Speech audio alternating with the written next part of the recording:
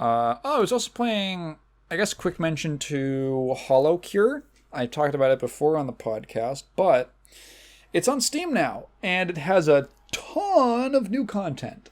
There's like an Animal Crossing mode that's really fun, with like a little rhythm-based...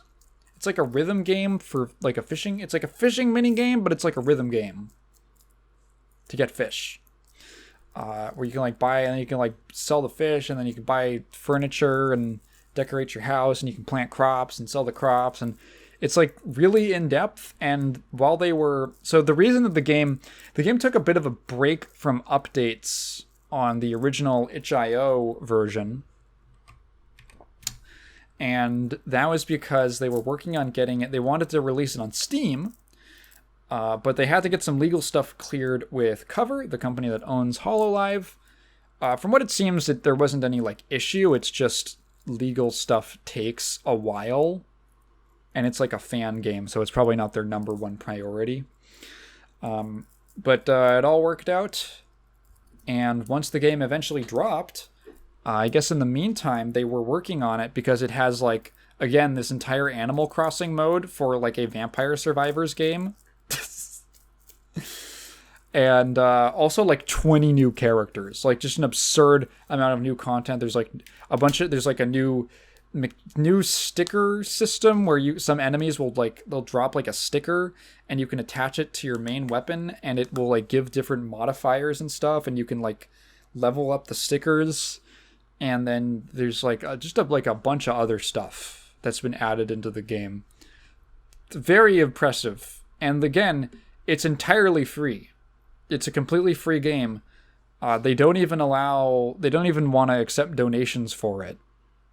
So if you like Vampire Survivors and wanted something a little bit different, I think Holocure is a really nice little spin on the, I guess, what are we calling it? A bullet heaven now? On that kind of a formula. Very good feeling game. Beautiful game. Wonderful sprite work. I believe it was created by the same person who did the sprites for River City Girls. So it's that, not the same art style, but the same craftsmanship. Yeah, and if you don't remember the last time I talked about it, yeah, it's just packed with references and love, and all the music is remixes of Hololive songs. If you played the original itch.io version, and I believe if you like left it in the default install folder, the Steam install will just read that and update you to have all of those, to have all the same progress. It's basically just, it ports your save file over, so you don't have to restart, which is really nice. Very much appreciated. It also meant that I got like, the moment I booted it up, I got like 50 achievements. It just boing, boing, boing, boing, boing, boing, just over and over and over. But yeah, Holocure on Steam. Go check it out. It's free. It makes it even cheaper than Vampire Survivors. Tons of content, especially if you like Hololive. Very fun. And even if you don't, I still think it's a really fun game. Very polished game for being so, I guess, early in development. Like, it's clearly got a ton of stuff to go. Obviously, there's like a fucking 1,000 Hololive members that they still have to add and all that. I imagine probably some more mechanics and items and things like that. The game has a long ways to go, but extremely content complete. Like, they could have charged $10 for it, and it would have fit. Like, I wouldn't have minded. You know? You're getting a ludicrous amount of content for free. Yeah, hey, speaking of Vampire Survivors, I guess before I go, hasn't been an update on it. Hasn't been an update or any word on it for a while, and what I think it is that after the second DLC came out, Vampire Survivors has always had a bit of an issue with performance optimization, because they've acquired a lot of tech debt, which, if you're not familiar, is basically when you do something in programming kind of quick and dirty, and you're like, it's not perfect, but it works for what I need it to, and you can fix it later. Well, a lot of those those, fix it later, they add up, and it's called technical debt. And the game is a little bit weighed down by it, especially on weaker systems, just weaker computers and stuff like that. If you're playing it on like a basic laptop, once you get to the last couple minutes of a run, you're probably going to get some performance issues. You're going to get a frame rate hit. Even on my rig, which is like medium tier, I mean, I can run pretty good looking games at decent settings and all that for having a pretty old kind of low tier graphics card or mid tier graphics card. Which might be good to update sometime soon. Even for me, I'll get some performance hitches.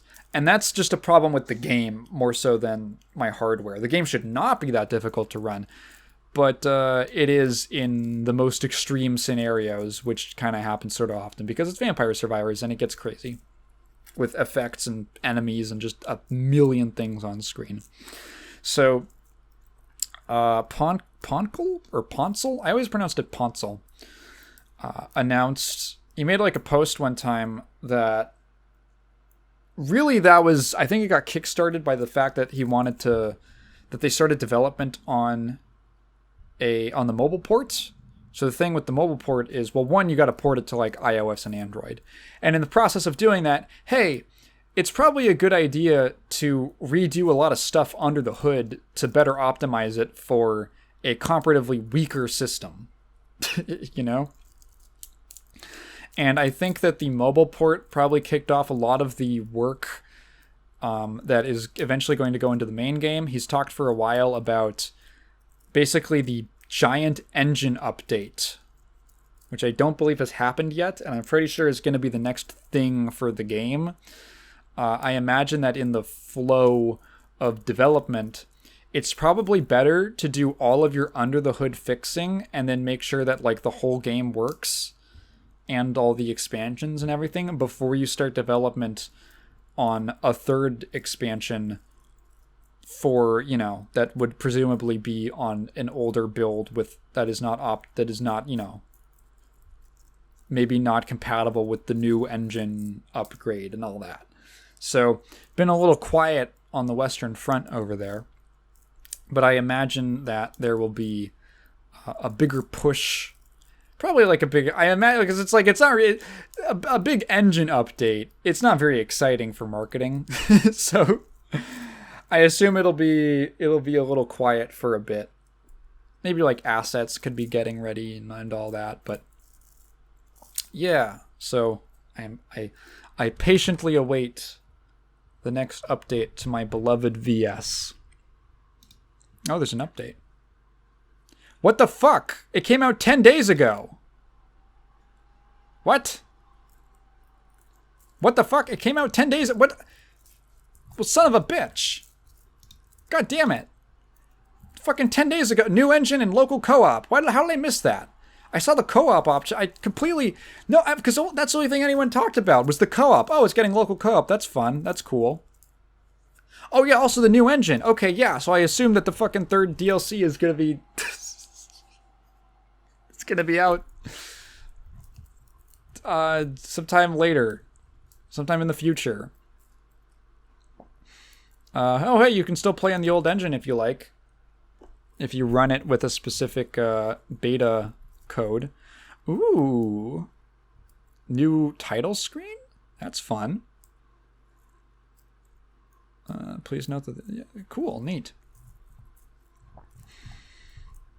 I guess they're releasing like new title screens based off the DLC you got. That's cool. I like that. Yeah, cool. So, well, I patiently await the third DLC, I suppose.